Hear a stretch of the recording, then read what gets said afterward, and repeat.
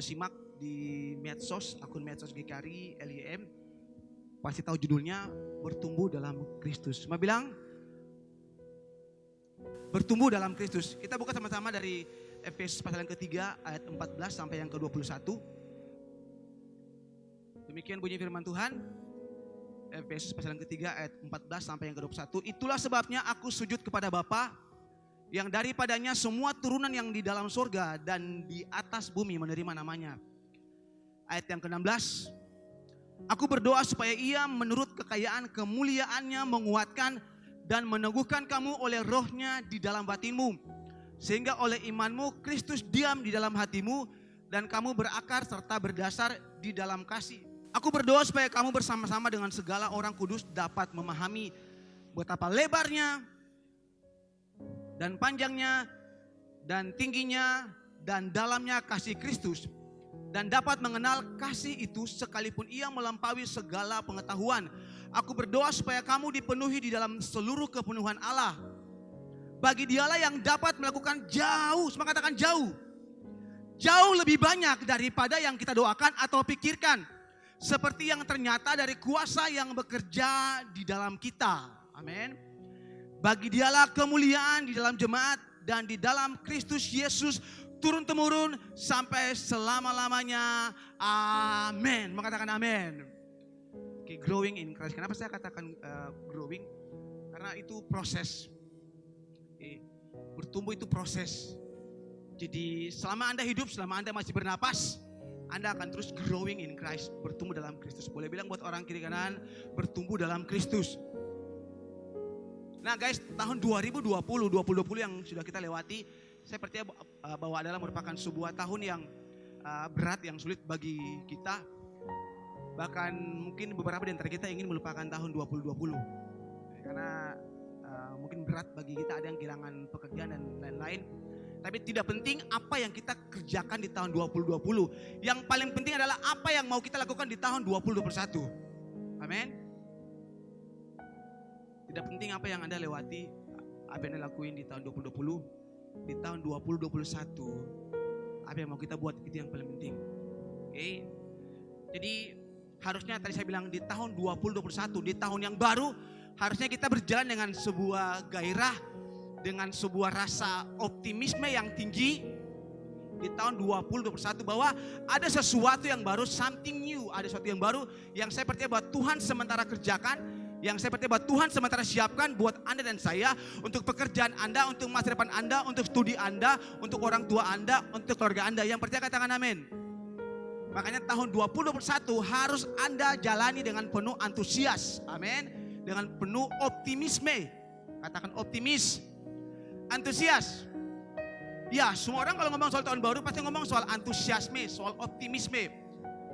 Tapi saya mau beberkan suatu fakta yang sangat menarik, yang dari tahun ke tahun kebanyakan orang buat hal ini, kebanyakan orang ada di dalamnya, dan yes, saya pernah ada di dalamnya. Oke. Memulai tahun baru, saya yakin bahwa ada banyak orang juga yang sudah punya semacam resolusi baru. Ada orang-orang, ada teman-teman yang mungkin sudah mempersiapkan, ada planning baru, ada sebuah rencana yang baru, ada semacam sebuah target yang baru, ada semacam sebuah ekspektasi yang baru yang teman-teman taruh, rancangkan untuk digenapi, untuk dicapai di tahun 2021. Betul, amin? Dalam kaitannya mungkin dengan kita punya hubungan dengan Tuhan, saya yakin bahwa di tahun 2021 pasti ada di antara Anda yang ingin, Tuhan, di tahun 2021 saya ingin lebih dekat sama Tuhan, saya ingin lebih intim dengan Tuhan, saya ingin semakin bertumbuh di dalam Tuhan. Tuhan, di tahun 2021 saya ingin memberi lagi, kayak tadi dikatakan oleh Kakak Pani. Atau Tuhan, di tahun 2021 saya ingin lebih rajin lagi baca Alkitab, saya ingin semakin cinta Tuhan, baca Alkitab. Tuhan, di tahun 2021 saya ingin semakin lagi suka berdoa. Tuhan, di tahun 2021 saya ingin tinggalkan dosa yang saya sembunyikan, yang sepertinya mengejar saya dari tahun 2020. Dan tahun ini Tuhan, saya ingin lepaskan itu. Biasanya orang pakai momentum tahun baru untuk buat semacam resolusi. Betul, amin? Ada yang kayak gitu? Selain saya? Ada? Tuhan, yang jujur kasih, God bless. To be honest ya, kalau mau jujur, semua kita seperti gitu. Betul? Oke. Tapi fakta yang saya lihat, yang saya temukan dan yang pernah saya alami. Oke, sebulan pertama Januari ada oke tiap hari nyalakan alarm bangun, oke, baca Alkitab, berdoa, dilingkarin itu apa namanya? Kalendernya. Minggu pertama beres, minggu kedua beres, akhir Januari beres. Jadi, sepertinya Anda semakin cinta Tuhan, ya kan? Masuk Februari masih sama, oke. Jadi masih baca Alkitab, masih suka berdoa, masih rajin ke youth, masih rajin ke ibadah raya. Ya karena tadi itu Anda punya resolusi bahwa di tahun 2021 Anda harus semakin dan semakin. Tapi pertanyaannya kalau kita mau jujur, berapa banyak di antara kita yang bisa bertahan sampai sepanjang tahun? Saya pernah gagal. Seperti gini. Saudara, saya belajar. Waktu saya ditegur, saya nggak tunggu waktu. Nanti tunggu bulan-bulan berikut baru beta bikin baru juga. Tidak. Waktu saya diingatkan Tuhan, hari itu juga saya bikin yang baru. Hari itu juga nggak tunggu pakai oke tuh nanti momentum nanti waktu ibadah youth didoakan baru saya bikin baru lagi. Tidak. Kalau boleh jujur, banyak di antara kita yang kayak gini. Bulan pertama, bulan kedua, apalagi kalau sudah semakin padat pekerjaan, udah mulai lupa segalanya. Kebiasaan yang awalnya resolusinya ingin bertumbuh dekat dengan Tuhan. Rajin baca Alkitab, rajin berdoa. Di bulan pertama, bulan yang kedua, oke, bulan ketiga udah mulai kendor. Bulan keempat hilang. Dan akhirnya kebanyakan itu mereka kembali pada kebiasaan yang lama. Kembali ke kebiasaan yang lama. Benar? Benar atau betul? Saya percaya bahwa semua kita tidak menginginkan hal ini terjadi. Amin. Gak ada seorang pun yang ingin hal ini terjadi. Gak ada seorang pun yang ingin kembali ke dia punya kehidupan yang lama. Harapan saya bahwa di tahun 2021, harapan saya bahwa ini adalah tahun yang luar biasa, di mana kita akan semakin bertumbuh dalam Tuhan. Amin. Harapan saya bahwa di tahun 2021 kita semakin cinta Tuhan. Kita semakin rindu Tuhan. Ya karena memang ini juga kerinduan Tuhan supaya hari demi hari kita semakin cinta Tuhan. Oke. Hari demi hari kita tambah cinta Tuhan, kita tambah mengasihi Tuhan, dan Tuhan inginkan hal yang sama. Ini kerinduan Tuhan. Saudara, saya seperti punya sebuah strong sense, sebuah keyakinan yang kuat bahwa di tahun 2021 Tuhan akan buat sesuatu yang lebih besar, yang lebih dahsyat, yang lebih luar biasa dalam hidup Anda dan saya. Amin. Saya pribadi saya yakin dan saya merasa kuat bahwa dalam hati saya bahwa tahun ini Tuhan akan buat sesuatu yang jauh lebih besar, bahkan yang belum pernah kita pikirkan. Saya yakin saudara. Makanya saya optimisme, saya sangat optimis. Rasa optimis saya itu semakin hari di tahun ini saya semakin tinggi. Karena saya yakin dan saya percaya tadi kata firman Tuhan, Tuhan akan buat lebih lagi dan lebih lagi. Dan saya ingin saudara juga yang hadir di malam hari ini, saudara juga harus punya keinginan yang sama. Ngapain kita hidup sama seperti tahun yang kemarin 2020? Oke, ingat Anda nggak boleh hidup di level maintenance. Ini yang sering kali disampaikan lewat mimbar ini. Jangan pernah Anda mau hidup di level maintenance. Anda tahu maintenance ya? Maintenance itu perawatan. Jadi gini loh. Oke, tahun 2020 saya ini hidup yang penting ke Komsel, yang penting ikut Komsel, yang penting ikut ibadah youth, yang penting ikut ibadah raya. Cukup. Nah, tahun 2021 saya pun ingin bikin hal yang sama. Yang penting yang penting 3 hal ini saya bikin. Berarti Anda hidup di level yang sama di tahun 2020. Berarti Anda hanya mengulang, Anda hanya seperti memperbaiki aja lah, merawat. Ini level maintenance. Dan jangan mau hidup di level maintenance. Anda di tahun 2021, Anda harus punya target yang lebih seperti itu. Oke, kalau tahun kemarin cuma 3 hal itu, tahun ini Tuhan saya ingin jadi pelayan, saya ingin melayani Tuhan. Tahun ini Tuhan saya ingin bawa jiwa. Tahun ini Tuhan saya ingin bawa teman kampus saya. Tahun ini Tuhan saya ingin bawa teman kerja saya. Jangan pernah Anda mau hidup di level maintenance. Bilang buat orang kiri kanan, jangan mau hidup di level maintenance. Jangan pernah ada kata mundur. Dan saya berharap bahwa di tahun 2021 tidak ada yang turning back. semua moving forward. Semua maju. Amin. Gak ada yang turn back. Gak ada. Amin. Cinta Tuhan, iring Tuhan seumur hidup Anda. Kata Paulus, kalau Anda mulai dengan roh, jangan akhiri dengan daging. Kalau Anda mulai dengan roh, please akhiri dengan roh. Nah guys, melalui doanya Rasul Paulus yang tadi kita baca, Efesus 3 itu, melalui doanya Rasul Paulus yang tadi kita baca, ada 3 hal, semua katakan 3. Ada 3 hal yang bisa kita buat agar kita semakin bertumbuh dan kita semakin mencintai Tuhan. Dan bukan cuma di tahun 2021, tapi untuk seterusnya kita akan semakin mencintai dan bertumbuh dalam Tuhan. Yang rindu untuk bertumbuh dalam Tuhan katakan amin. Aminnya kecil berarti yang semua. It's okay. Yang pertama, supaya kita semua bisa bertumbuh di dalam Tuhan, dan ini adalah doanya Paulus. Yang pertama, berserah pada Kristus. Semua katakan surrender to Christ. Kita bacakan ayat yang ke-16 sampai ayat yang ke-17. 1, 2, 3. Aku berdoa supaya ia menurut kekayaan kemuliaannya menguatkan dan meneguhkan kamu oleh rohnya di dalam batinmu. Sehingga oleh imanmu Kristus diam di dalam hatimu dan kamu berakar serta berdasar di dalam kasih. Saudara, kalimat sehingga oleh imanmu Kristus diam di dalam hatimu itu dalam Alkitab berbahasa Inggris dipakai kata so that Christ may dwell in your hearts through faith. Sehingga oleh imanmu Kristus diam dalam hatimu.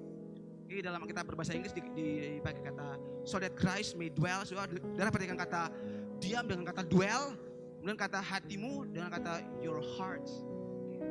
Nah, apa artinya Kristus diam dalam hatimu?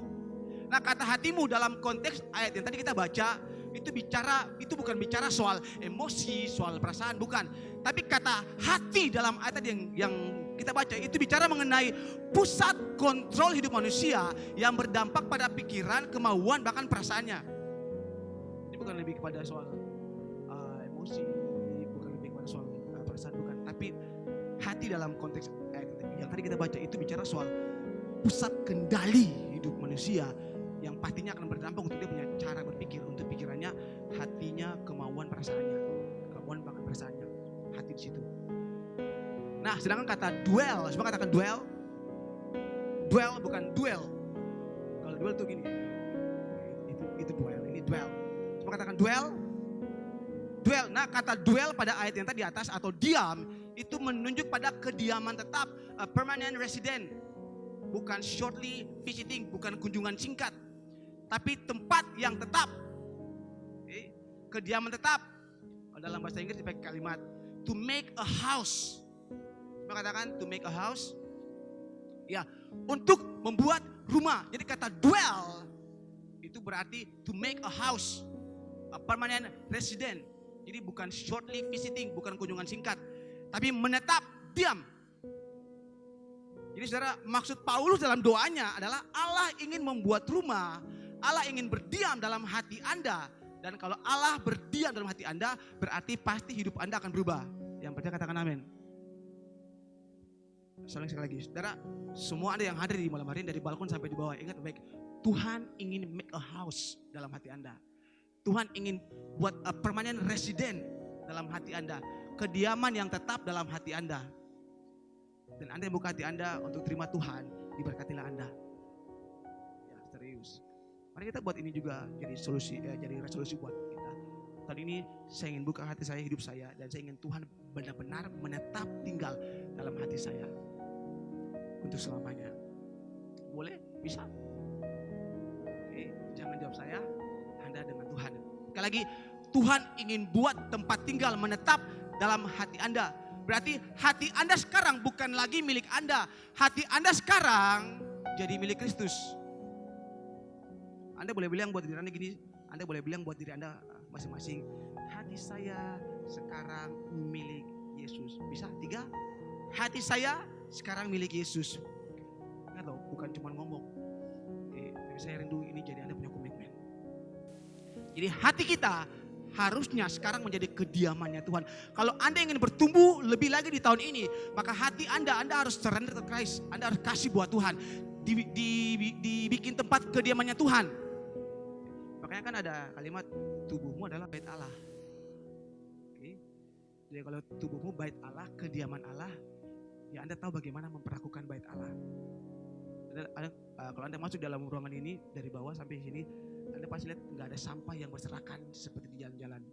Ya, karena kami tahu bagaimana menghargai rumah Tuhan. Ada orang-orang yang berjalan lelah untuk membersihkan rumah Tuhan, menyapu dan lain-lain. Itu rumah Tuhan secara fisik. Nah, kita ngomong soal rumah Tuhan, bait Allah dalam diri kita, hati kita, di mana Tuhan akan make a house. Nah, tahu Anda harus seperti apa. Nah, ada ungkapan gini, sering kalau kita terima tamu di rumah kita, kadang kita bilang gini, selamat datang, oke, anggap saja rumah sendiri, gitu. Atau selamat datang, duduk di luar. Nah, kan Anda pasti selamat datang, anggap saja rumah sendiri, betul? Betul kah? Benar, oke. Ya kan? Ya anggap aja, ya silakanlah gitu. Oke. Tapi faktanya waktu Anda bilang gitu, Anda sudah duduk di mana? Ruang tamu kan? Betul. Nah, sekarang coba Anda pikir baik-baik, gitu loh. Waktu Anda ngomong selamat datang, oke, anggap aja rumah sendiri. Faktanya bahwa Anda mendudukkan dia di ruang tamu dan Anda pasti menghidangkan buat dia ya Coca-Cola dingin, dengan mungkin semacam snack ringan buat dia. Tapi tetap ruang yang Anda izinkan buat dia duduk adalah ruang tamu. Gak mungkin Anda bilang gini, oke, anggap aja rumah sendiri, terus Anda persilakan dia. Lalu dia masuk ke kamar Anda, dia buka lemari Anda, dia lihat tempat tidur Anda, dia lihat Anda punya perpustakaan, tidak kan? Betul. Atau ada yang kayak gitu. Anggap aja rumah sendiri, terus Anda biarkan dia masuk, dia punya kamar pribadi. Oke, Anda biarkan dia utak-atik Anda punya laptop kerja. Atau Anda biarkan dia masuk di dapur, lalu Korea Anda punya pegang Anda punya barang-barang yang mungkin Anda beli mahal sekali. Kan belum tentu kalau Anda ngomong buat dia, selamat datang, anggap aja rumah sendiri, Anda pasti izinkan dia hanya di satu ruangan, yaitu ruang tamu. Jadi yang pasti bahwa Anda hanya ingin tamu Anda menjadikan hanya satu ruangan, yaitu ruang tamu sebagai rumahnya, betul? Anggap aja rumah sendiri, tapi Anda hanya izinkan dia ada di ruang tamu. Karena cuma ruangan itu yang Anda izinkan untuk dia bikin seperti rumahnya, betul? Nah, saudara, kadang kita memperlakukan Tuhan seperti ini. Kalau mau jujur, kadang kita perlakukan Tuhan seperti ini. Kita hanya izinkan Tuhan membuat rumah dalam hidup kita, tapi hanya untuk satu ruangan saja cukup. Hanya ketika 2 jam di tempat ini ruang buat Tuhan yang Anda kasih. Oke, yang penting ketika komsel 2 jam cukup. Oke, yang penting ketika ibadah youth 2 jam cukup di ruangan ini. Oke, ketika ibadah raya 2 jam cukup di ruangan ini. Anda kasih ruangan itu cukup buat Tuhan. Anda melakukan Tuhan seperti tadi ketika tamu datang itu. Anda kasih hanya satu ruangan buat Tuhan. Dengarkan baik-baik di malam hari teman-teman. Satu ruangan saja tidak cukup untuk Tuhan. Satu ruangan saja tidak cukup untuk Tuhan. Saya bilang Tuhan ingin membuat rumah yang permanen. Dan Tuhan ingin dan Yesus ingin full akses. Akses penuh dalam hidup kita. Bukan cuma satu ruangan. Jadi tidak cukup hanya kita mempercayakan beberapa ruangan dalam hidup kita untuk Tuhan. Tidak. Percayakan semua ruangan dalam hidup kita untuk Tuhan. Jangan kayak tamu tadi. Jangan batasi Tuhan. Oke. Semua ruangan dalam hidup Anda harusnya kasih buat Tuhan. Ya kan? Kalau mau jujur, kita hanya yang penting ada di gereja. Oke, Tuhan di sini aja, cukup ketemu Tuhan di sini. Di luar nggak ada ruangan lagi buat Tuhan. Di rumah Anda sudah Anda nggak kasih hati Anda, hidup Anda buat Tuhan. Nggak ada ruangan lagi buat Tuhan. Oke, sampai sini saya ingin pastikan Anda mengerti ya. Mengerti ya? Jadi jangan pernah batasi Tuhan. Kenapa? Karena tidak ada yang tersembunyi, tidak ada yang tertutup di hadapan Tuhan. Selama ini kalau ada ruang-ruang dalam hidup Anda yang Anda tutup buat Tuhan, saya bilang malam hari ini Anda buka buat Tuhan. Tuhan ingin buat kediaman yang tetap dalam seluruh eksistensi kehidupan Anda. Biarkan Yesus masuk dalam Anda punya pikiran yang mungkin cabul, yang kotor, yang najis, yang porno, yang kotor. Yang mungkin saat ini Anda tutup, Anda keep, Anda gak mau Tuhan masuk. Anda tutup pun Tuhan tahu isinya apa.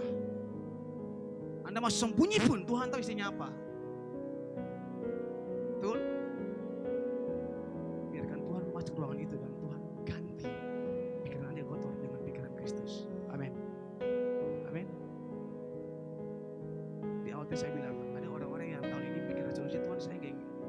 tanggal 21, saya nggak ingin nonton film porno lagi, saya nggak ingin lihat gambar tanda lagi. Tidak Tuhan. Tapi faktanya sebulan, 2 bulan, 3 bulan kembali lagi. Kenapa? Karena Anda nggak buka buat Tuhan. Anda keep ruangan itu. Hati Anda yang penuh dengan kepahitan, putus asa, sakit hati, dendam, ya yang mungkin Anda keep bertahun-tahun. Ruangan itu Tuhan ingin masuk dan Tuhan ingin gantikan dengan hati Kristus.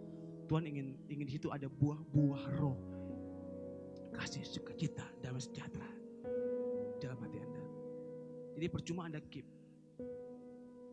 Tahukah Anda bahwa kenapa ada banyak orang yang tahun ini didoakan, tahun depan pun masih didoakan hal yang sama.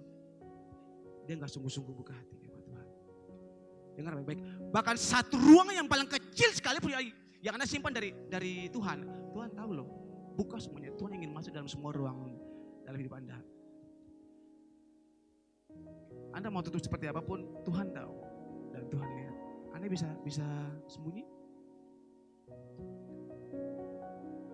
Anda bisa sembunyi. Bahkan dosa yang Anda sembunyikan, saya bilang, dalam ruang yang paling kecil sekalipun, Tuhan tahu.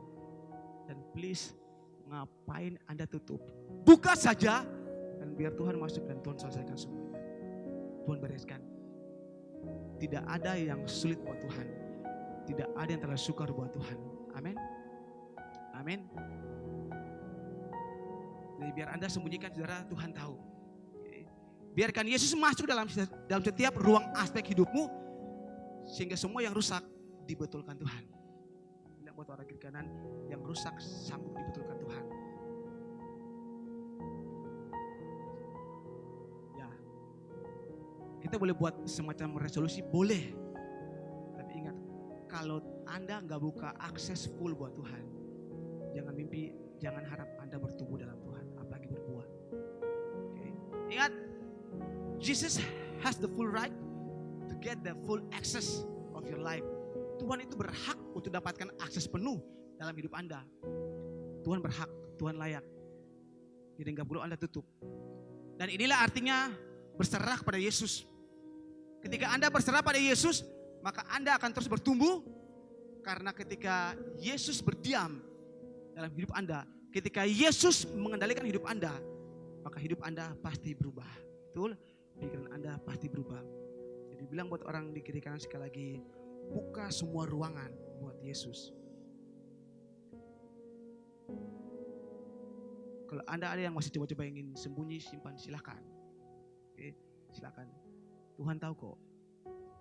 Yang kedua, ini doa Rasul Paulus untuk semua kita, supaya kita bertumbuh di dalam Tuhan.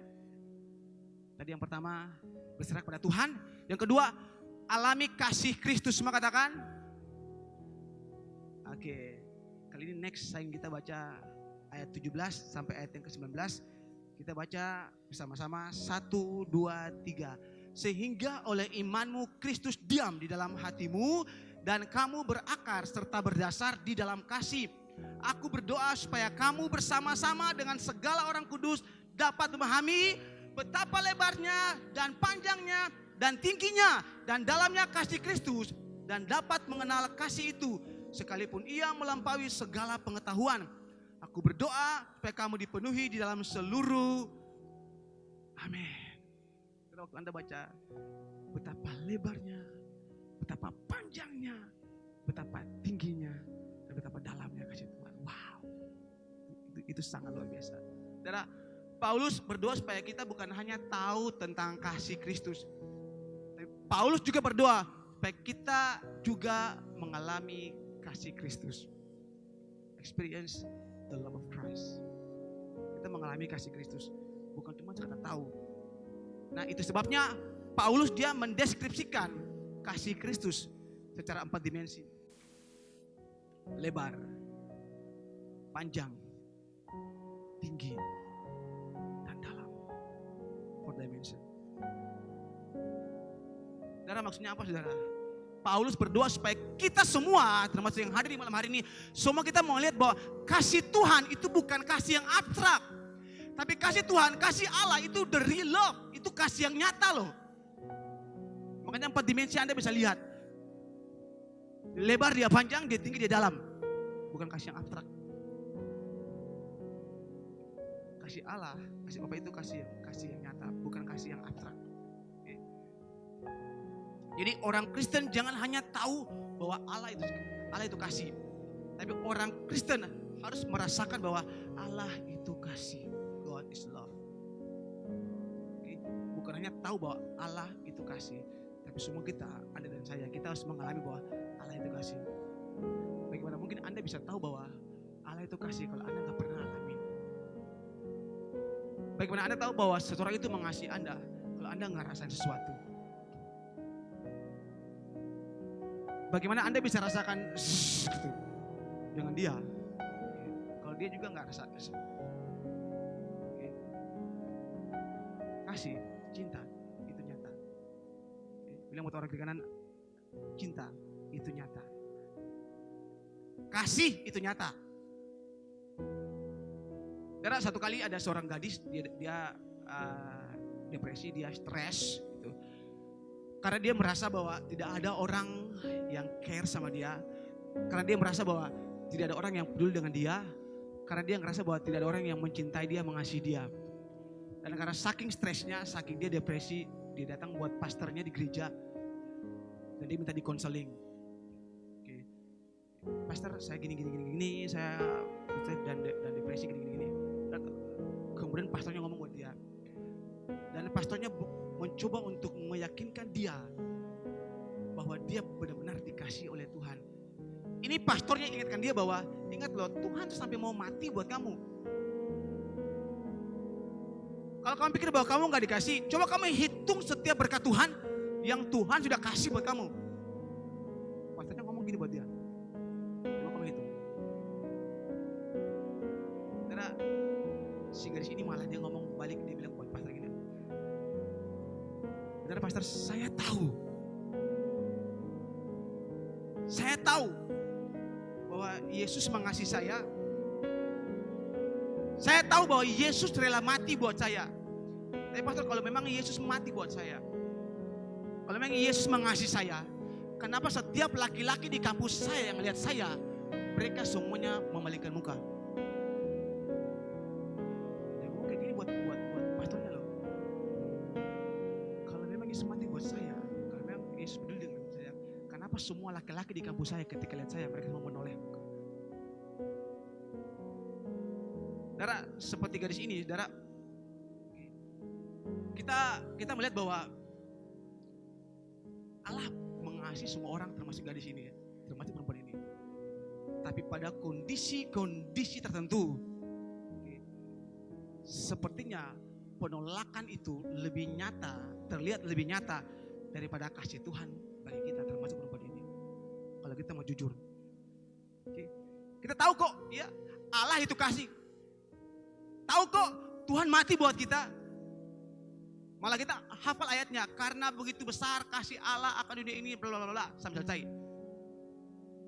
Tapi faktanya ketika Anda temukan kondisi kejadian seperti gadis ini, Anda sampai lupa, Anda sampai gak pernah mengerti bahwa ada Tuhan yang begitu mengasihi Anda. Dan saya bilang, karena Anda belum pernah mengalami kasih Kristus. Anda gak mengalami. Bukan cuma tahu, tapi Anda harus mengalami. Saudara, Paulus berdoa supaya kasih Kristus menjadi lebih nyata dan lebih besar dalam hidup kita. Sehingga apapun pandangan dan perlakuan dunia bagi kita, kita percaya bahwa itu semua tidak dapat menggantikan kepercayaan kita bahwa kasih Allah itu selalu tersedia bagi kita. Jadi Anda yang selalu mungkin dibully, yang Anda merasa bahwa gak ada orang yang mengasihi Anda harus mengalami kasih Kristus. Anda harus mengalami cintanya Kristus buat Anda. Supaya apapun perlakuan yang Anda terima di luar sana, Anda tetap percaya bahwa tidak, Yesus mengasihi saya. Itu loh. Makanya Anda tidak bahasanya insecure gitu. Orang-orang yang insecure itu selalu merasa bahwa tidak aman. Dia di mana saja dia minder, di mana saja dia minder. Dia merasa bahwa sepertinya tidak ada orang yang menghargai dia, tidak ada orang yang mencintai dia. Anda salah, Anda keliru. Ada kok banyak orang yang mengasihi Anda, yang mencintai Anda. Saya pernah layani Seorang anak yang masa kecilnya seperti gini, dibully terus. Dan karena dia besar tanpa papanya, dia tidak pernah merasakan kasih sayang papanya. Ya kalau ngomong soal kasih bapak, dia nol, dia empty, dia kosong. Orang lagi berdua dia nggak rasa bapak. Waktu saya lain dia ngomong hal yang sama. Dia bilang, saya bilang, sampai kasih Kristus masuk dalam hatimu, orang kau bisa tahu apa itu arti kasih yang sebenarnya. Cinta Bapa, kasih Bapa yang sebenarnya. Dia karena akhirnya dalam pencariannya, karena dia butuh diakui, butuh pengakuan, dia lampiaskan untuk segala macam hal, dia cari di segala macam hal. Makanya dia jatuh dalam pornografi, seks bebas, bahkan yang sama jenis. Kalau Anda nggak pernah alami kasih Kristus, Anda bisa kayak gini, kasusnya bisa parah banget. Jadi saya ingin bilang buat Anda di malam hari ini, Anda harus ingat dan Anda harus percaya dalam hati Anda kuat, sekuat-kuatnya, bahwa Anda itu dikasihi Tuhan. Amin. Bahwa you are loved, bahwa Anda dikasihi Tuhan. Amin. Anda bisa yakinkan diri Anda bahwa Anda dikasihi Tuhan, dicintai Tuhan. Kalau Anda nggak rasa apa-apa, kami berdoa buat Anda sebentar. Kalau Anda nggak yakin bahwa Tuhan mengasihi Anda, empty di sini, kosong. Okay? Boleh bilang buat orang kiri kanan, kamu dikasihi Tuhan. You are loved. Bilang buat dia, you are loved. Anda dicintai, Anda dikasihi Tuhan. Dan sampai kapanpun Anda dikasihi Tuhan. Sampai kapanpun Anda dicintai oleh Tuhan. Bahkan ketika Anda berdosa sekalipun, Tuhan mengasihi Anda. Pastor, Allah itu kasih. Dia gak bisa memungkiri karakternya. Dia itu kasih. Ketika Anda berdosa sekalipun, Allah mengasihi Anda. Jangan salah, ketika Anda berdosa, Anda yang gak mengasihi Tuhan. Tuhan tetap ada buat Anda. Anda yang menjauh dari Tuhan waktu Anda berdosa. Amin. Kalau dia membenci Anda karena Anda berdosa, dia bukan kasih. Dan ingat baik-baik. Waktu Anda berdosa, Andalah yang tidak mengasihi Tuhan. Waktu Anda berdosa, Tuhan gak pernah menjauh dari Anda. Dia lagi menunggu Anda berbalik. Waktu Anda terusan berdosa, Anda yang sementara membuat Anda diri jauh dari Tuhan. Jangan salah tentang Tuhan. Jangan mengerti salah tentang Tuhan, dan jangan salah mengerti tentang Tuhan. Jadi kalau Anda yang ada di malam hari ingat bahwa Tuhan mengasihi Anda. Dan tanda bahwa kasih Allah itu nyata dalam Anda punya hidup adalah ketika tawaran harta, kedudukan, promosi, pekerjaan, bahkan mungkin cinta pacar Anda itu sama sekali tidak merubah kebiasaan hubungan Anda dengan Tuhan. Itu bukti bahwa kasih Allah, cinta Allah itu nyata dalam Anda punya hidup. Betul, amin. Makanya ketika pacar ajak ketika jam ibadah, sorry men. Ketika Anda punya pekerjaan yang memang tanggung, tapi Anda ingat ada hari Minggu, Anda kasih hari Minggu sabat Tuhan, saya harus ada di rumah Tuhan. Jangan hari Minggu pun Anda pakai buat bekerja. Ingat sekali lagi, kasih Allah itu nyata dalam Anda punya hidup. Ketika tawaran harta, kedudukan, promosi pekerjaan, bahkan mungkin cinta pacar Anda, itu sama sekali tidak merubah kebiasaan hubungan Anda dengan Tuhan. Semua kita dikendalikan oleh cinta. Dan bukan karena kita punya pengetahuan. Kita beribadah hari ini karena kita mengasihi Tuhan, bukan? Bukan karena kita tahu ini hari Sabtu jam 6 pada youth. Sorry, saya bilang. Anda besok ada di ibadah raya karena Anda mengasihi Tuhan, bukan karena Anda tahu bahwa besok jam 9 sebagai orang Kristen saya harus ada di rumah Tuhan. Setuju ya? Kita rubah, kita punya berpikir. We are all driven by love, not by knowing. Karena Anda mengasihi Tuhan, maka Anda tahu bahwa hari ini Anda, karena Anda cinta Tuhan, hari ini Anda tahu bahwa saya jam 6 saya harus ada di ibadah youth.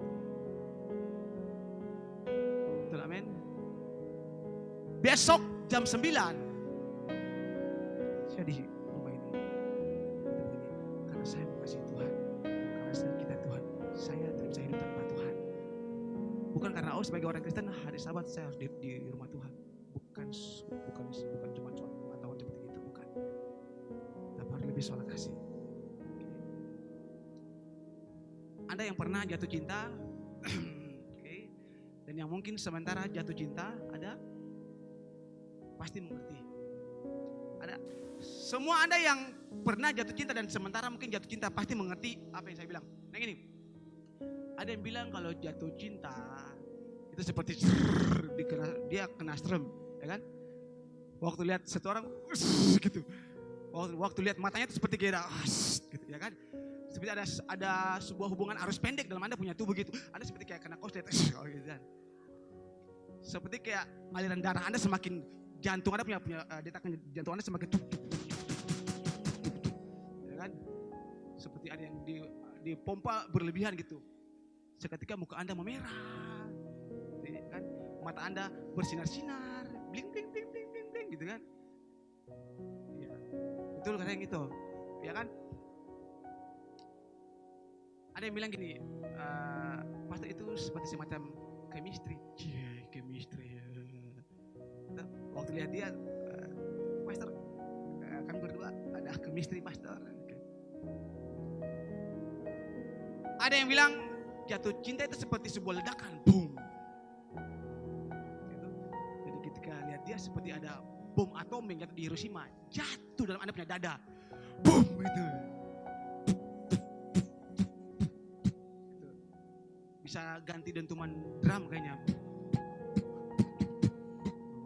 Ketika Anda jatuh cinta. Oke. Yang pasti buat tidak ada deskripsi yang tepat untuk menggambarkan bagaimana orang itu falling in love. Yang Anda tahu hanyalah when you are in love, you are in love. Ya kan? Tiba-tiba saja Anda rasa bahwa oke, saya jatuh cinta sama dia. Betul?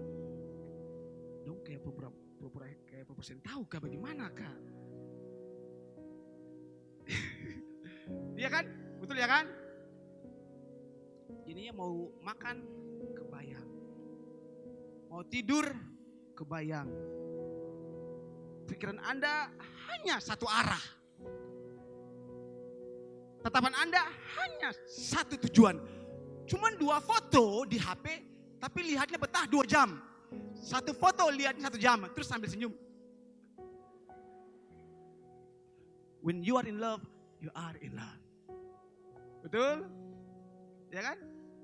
Ada yang kayak gitu. Di zoom lagi, giginya putih, gitu kan. Gitu. Anda betah. Lihat foto orang yang Anda cintai 2 jam, Anda betah. Di sini lihat screen code bahwa 2 jam Anda sudah.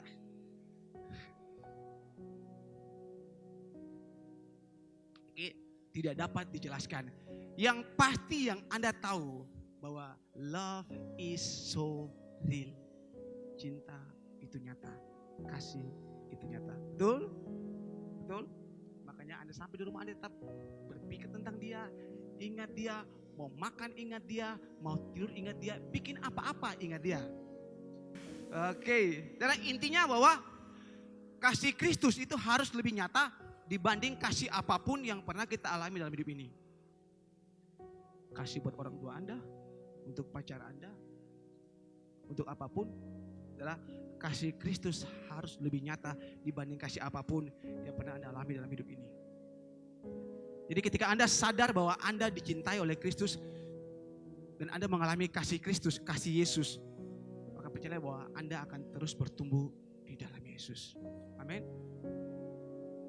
Itu poin yang kedua. Poin yang ketiga, poin yang terakhir. Doa Paulus supaya kita semua bisa bertumbuh dalam Kristus. Doa Paulus adalah supaya kita menjadi seperti Kristus.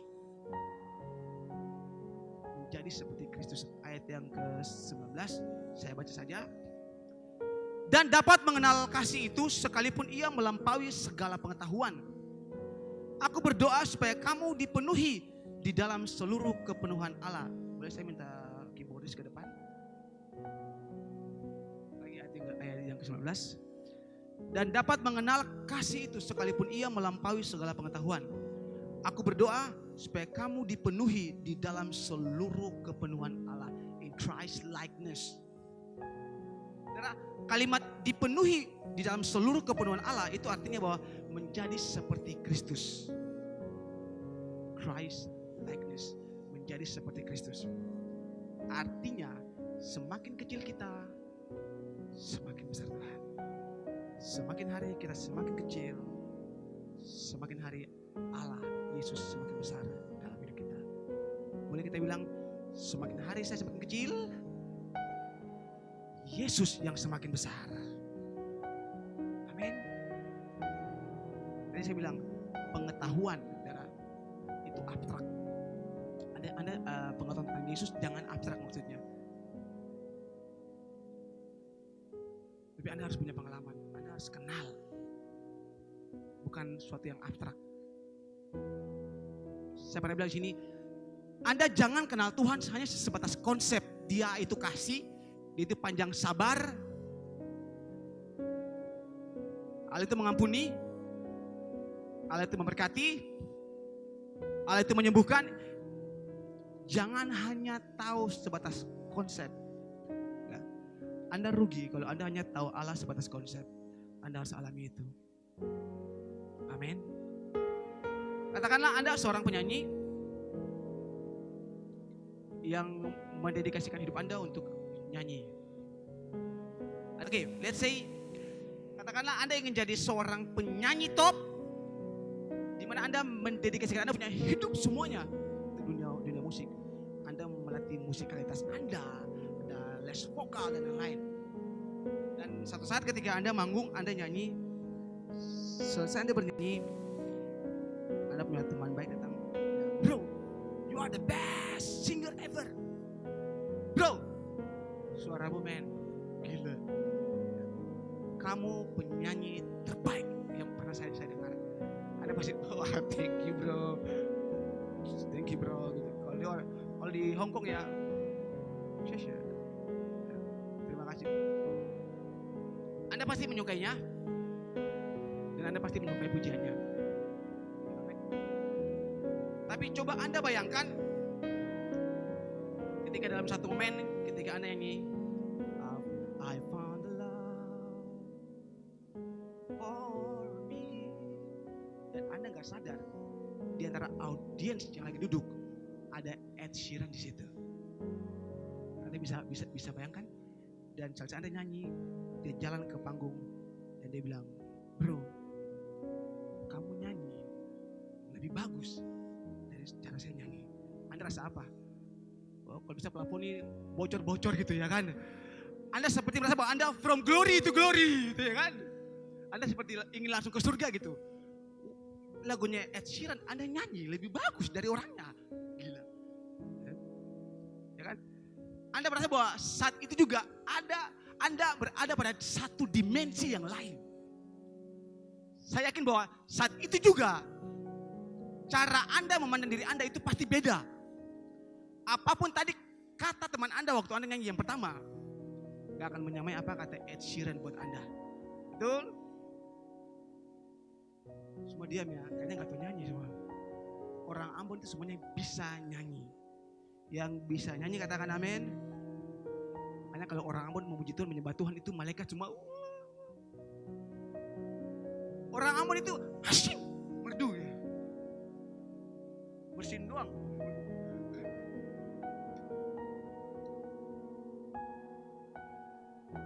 Dan mungkin kira-kira seperti itu kita hidup dalam kepenuhan Allah. Akan membuat seluruh hidup Anda itu berubah.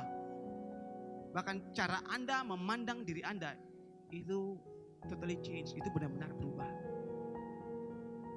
Anda akan ada pada level yang berbeda ketika Anda hidup dalam kepenuhan Kristus. Anda akan ada pada level cara berbicara yang beda ketika Anda hidup dalam kepenuhan Kristus. Anda akan ada pada level berpikir yang berbeda ketika Anda ada dalam kepenuhan Kristus. Cara berpikir Anda, cara berbicara Anda, bahkan seluruh eksistensi kehidupan Anda itu ada pada level yang berbeda. Amin. ketika Anda hidup dalam kepenuhan Kristus. Kemana saja Anda melangkah, orang akan selalu bisa melihat bahwa Yesus itu nyata dalam Anda punya hidup. Dan saya rindukan itu jadi buat semua kita yang hadir di malam hari ini. Amin. Amin. Waktu Anda berbicara, orang senang. Cara Anda berpikir, berbagi dengan orang, orang senang. Ketika Anda mengalami kepenuhan Kristus, Anda akan ada pada level yang berbeda. Lalu bagaimana Anda mengalami kepenuhan Kristus? Ketika Anda hidup sesuai dengan firman Tuhan. Ketika Anda hidup dan sampai di level di mana Anda bukan hanya sekedar menguasai firman, tapi firman menguasai Anda. Itulah kepenuhan Kristus. Dengar baik-baik.